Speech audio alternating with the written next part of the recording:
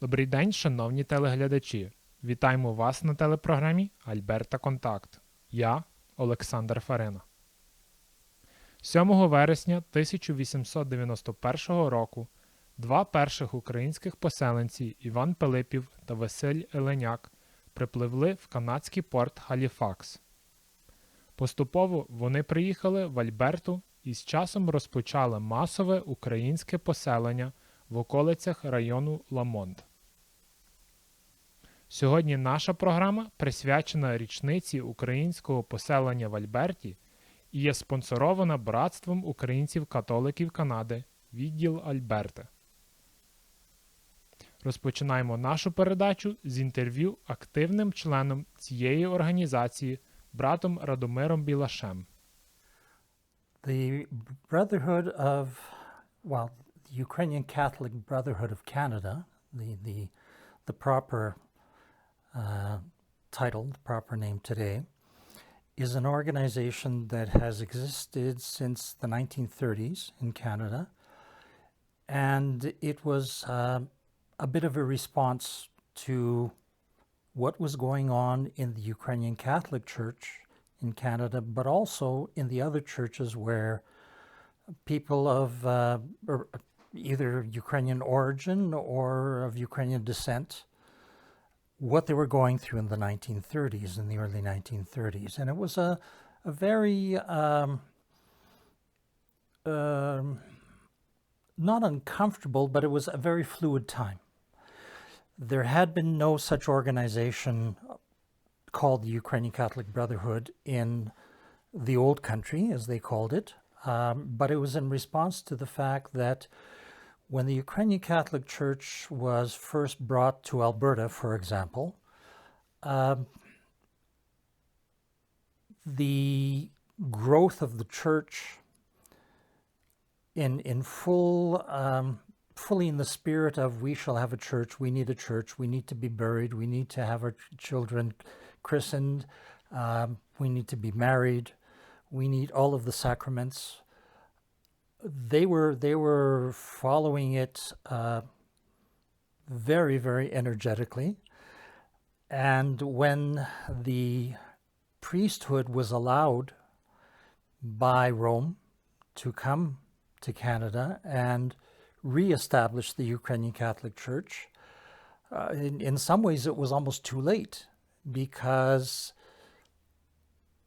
every single community, considering how self-isolated they were with the lack of roads, they had to have a church. So they built them, and it was one of those, as the saying goes, build it and they will come, meaning the priests. Well, in Alberta, they finally got here in 1902.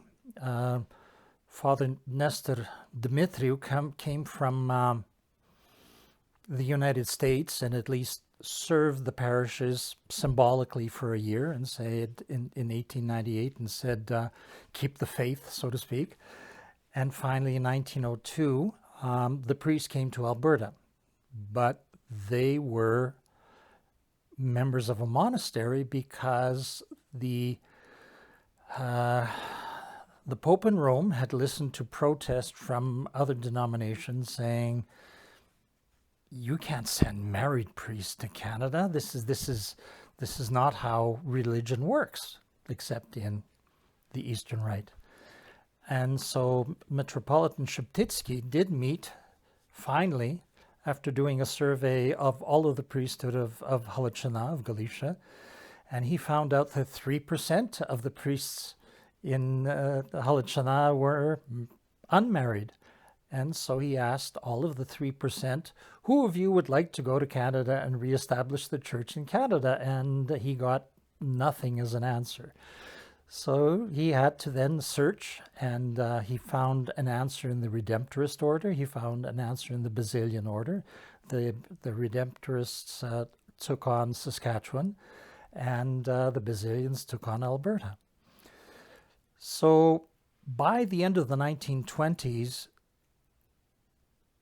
the religion was here, the denomination was here. There was definitely a Ukrainian Catholic Church in Canada, although it was almost always or necessarily associated with the Roman Catholic Church in Canada, but it was starting to move away from that and become its own independent self.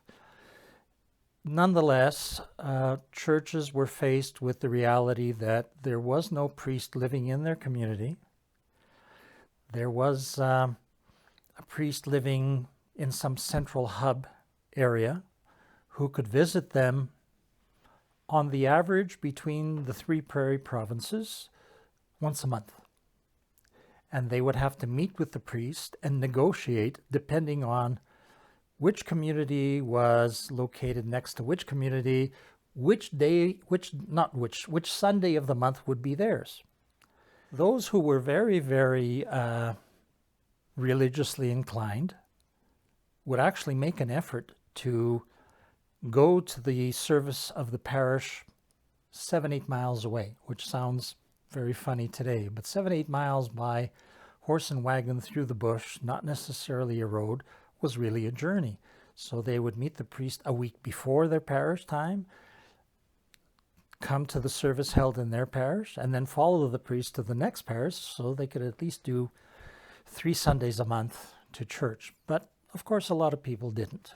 There was farming to do, there was cleaning land to do, and the priests definitely started to lose their symbolic strength in the communities, which were villages at one time, but because every homesteader had to live on his 160 acres, you didn't have street villages here. You had communities here.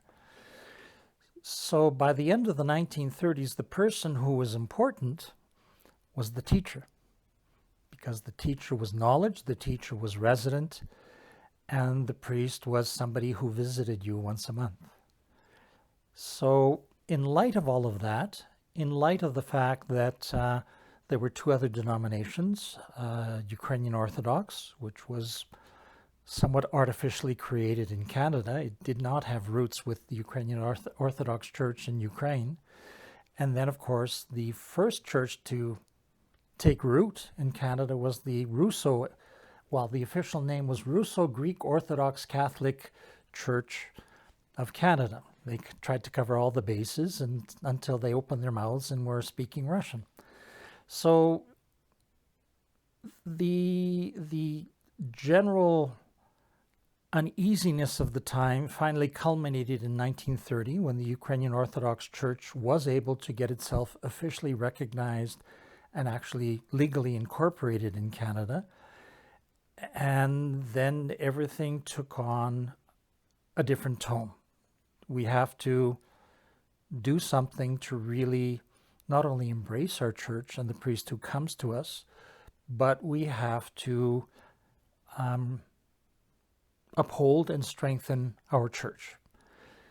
In Saskatchewan, there were a group of people, and some of them were school teachers who had taught in Alberta. One of them was Ora Jerebko, and they got together after a meeting of Catholic school trustees in Regina, and they said, well, our church needs to be strengthened.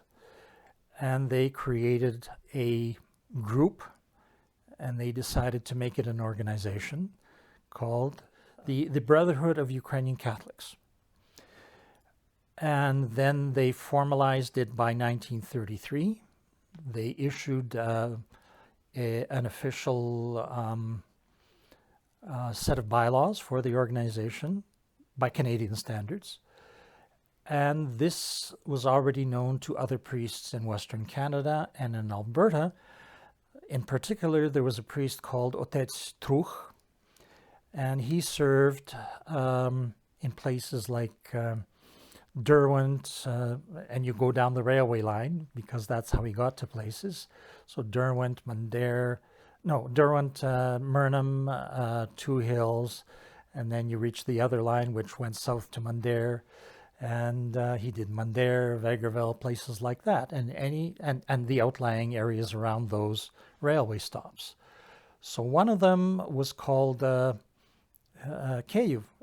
actually New Kyiv, to differentiate from the other Kyiv, and that's where the very first Albertan branch of the Ukrainian Catholic Brotherhood was formed. But the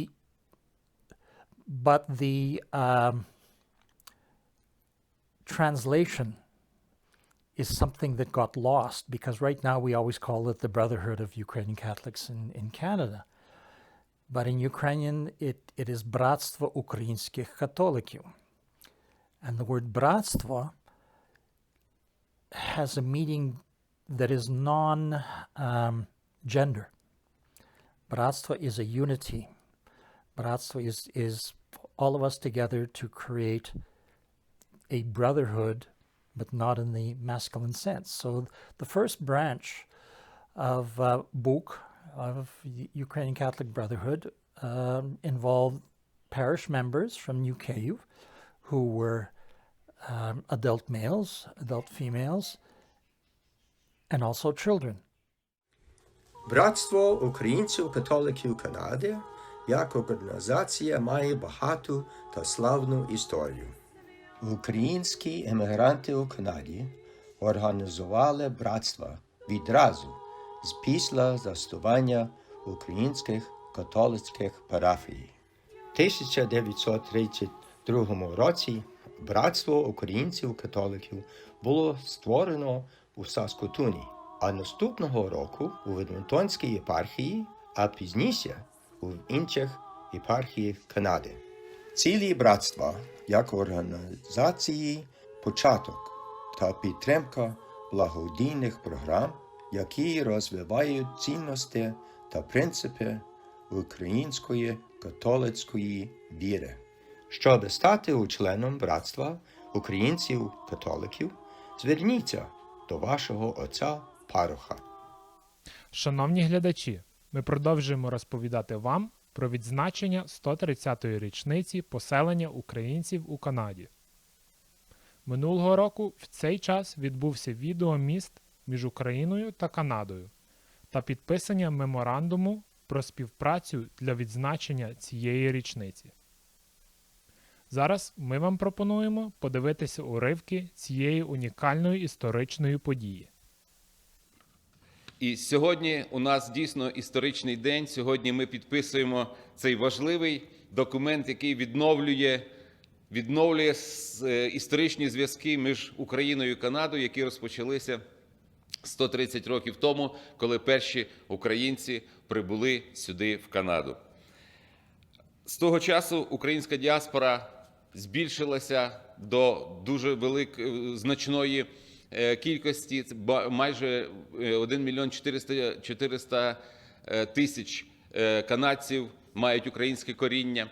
І українська громада тут надзвичайно активна і надзвичайно впливова.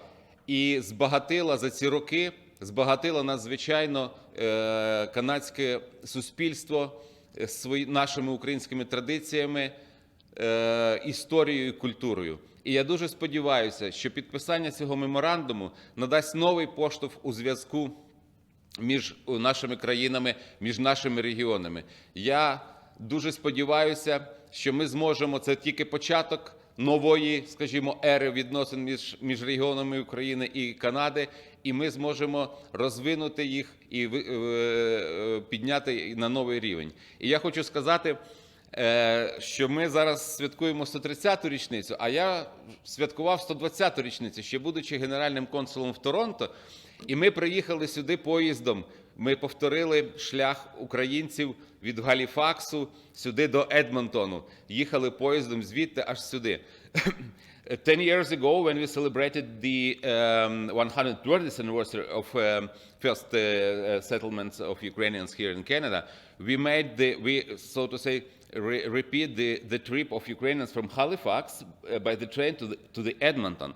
І це здавалося тоді надзвичайно далеко, десь, я був тоді в Торонто, десь Едмонтон, десь далеко на заході, а зараз це відчувається, що цей регіон Канади, Західна Канада, стала набагато ближчою і набагато ріднішою, як для мене, і я дуже сподіваюся, для наших українських партнерів. Так що я дуже сподіваюся, що підписання цього меморандуму дасть новий поштовх у наших відносинах.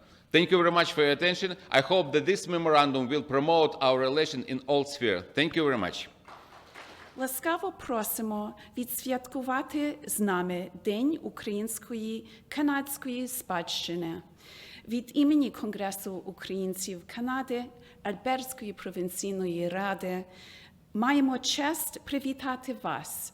Сьогодні ми вшановуємо мужність та завзятність наших українських переселенців усіх хвиль імміграції, що прибували до Канади протягом останніх 130 років. То вітаємо вас усіх в Небиловім і навіть і поза Небилова. Ті, які дивляться на цю подію історичну, яка відзначує те, що між селом Небилів, будь-які би не були часи, між селом Небилів і цією частиною Альберти в Канаді існують досить тісні зв'язки. А ці зв'язки аж тривалі тим, що вони існують 130 років. Але ми ніяк офіційно до цього часу не відзначили офіційно. Ми всі знали, але офіційно ми ніколи це не укріпили. То ми це сьогодні робимо. Today we are going to be officially acknowledging that bond through the signing of a memorandum of understanding on cooperation to ensure that that bond will exist for many generations onward. You'll be hearing today from representatives of those first two who thought, well, we'll go to Canada and look for some land. There's supposed to be land there. They had no idea what would happen afterwards. And look what did. A very strong, vibrant community in the Canadian mosaic. І хто знали, чи Пилипів знав, чи Іленяк знав, коли приїхав до цієї країни, що вони щось такого великого почнуть? Ні, вони шукали землю. Вони чули, що тут були вільні землі, і аж великі вільні землі. 160 акрів. Так, якби виграти лото в сьогоднішніх термінах. І вони так приїхали, вернулися сюди з іншими, і раптово маємо дуже сильну українську громаду в Канаді, яка впливає на лице, на те, що діється в тій країні. Greetings, привіт to all here and around the world, and especially to the representatives of Lamont County Council and Petahins Community Village Council, which includes the village of Nembeliu. My name is Gordon Gorday, and as the Vice President of the Ukrainian Canadian Foundation of Taras Shevchenko, I am honored to greet all of you present and all of you attending virtually, both in Canada and Ukraine. Мене звати Гордон Гордей. Я заступник голови Ради директорів Українсько-канадської фундації імені Тараса Шевченка. І мені випала велика честь вітати вас в цей історичний день. Для мене це свято дуже важливе. 2 червня 1090 року мій прадід Юрій Гордей і прабаба Магдалина приїхали до Канади із села Боровців і поселилися тут недалеко від Ламонт. Шевченківська фундація і я, представник 4-го покоління українських іммігрантів в Канаді, відзначаємо і пам'ятаємо усі хвилі української імміграції до Канади. Шевченківська фундація підтримує збутки української громади в Канаді і визнає українсько-канадську спільноту як національний і фундаментальний компонент канадського суспільства. For me, this celebration is also deeply personal. My great-grandfather George Gorday and my great-grandmother Magdalena left Borodtsiv, Ukraine, not that far from Nembeliu, and arrived in Canada on June 2nd, 1900. They settled right here in Lamont County. Who knows, they might have even met those first families with Ilinyak and Pilopil. Дорогі друзі, в заключній частині нашої програми ми покажемо вам спогади членів Братства Українців Католиків Канади про роль цієї організації у розвитку української громади в Альберті. The Brotherhood is a very important organization for me personally, having grown up as you know, second generation Ukrainian in Alberta, and knowing the history, the value of the Ukrainian Catholic Church, the priests that came to this area. It's the faith, and the faith gave him that strength, that hope, and the hope, of course, certainly gave him the perseverance to develop basically this part of Alberta. And if it wasn't for the strong faith, we wouldn't have accomplished. So the UCBC, of course, was first put in place to protect our language, the Ukrainian language, to protect our traditions, because there was a movement in the 30s to put significant restrictions by government on Ukrainian as a language in schools, even hiring of Ukrainian teachers. There's a lot in history that, you know, today we look back and, well, we kind of shrug our shoulders, but then it was very important for some organization to lead the fight to preserve our rights and privileges. But when we're doing the history of our church here, our local church, protection of the Blessed Virgin Mary Krakow, found out that Father Truch had organized one of the first Ukrainian Catholic Brotherhoods right here in our parish in Krakow. Of course, that was lost in the history subsequently, but of course, instruction in Ukrainian, more knowledge and information about the arts and the customs. So it was kind of nice to know. And I know that there was various other brotherhoods organized through this area. 100-year celebration for our parish, Krakow Parish, where we talked about the history of the Ukrainian Catholic Brotherhood and how early it was established. That was such a surprise to the audience that we had. People that came from quite far distances to celebrate the anniversary. Families that originated in this area, and they were just taken aback that Krakow, this little church in the middle of nowhere, was one of the founding chapters or organizations of UCBC. The other is that with the help of UCBC, they managed to capture the celebration, not only in pictures, but video, and that itself will go into the archives, because as time progresses, who knows how long the church will stay open, but the cemetery and those original founding families will always be remembered into the future. So it was emotional, obviously, heartwarming, but also served a great need. Шановні глядачі, ми повинні пам'ятати нашу українську історію не тільки в Україні, але також і в Канаді. Особливо тепер, коли ми відзначаємо ювілей українського поселення в Альберті. Щиро дякуємо спонсорам сьогоднішньої телепрограми «Братство українців Католиків Канади», відділ Альберти. Дорогі глядачі, щиро дякуємо вам за перегляд нашої програми «Альберта Контакт». До зустрічі наступного разу. Слава Україні! Героям слава! Все буде Україна!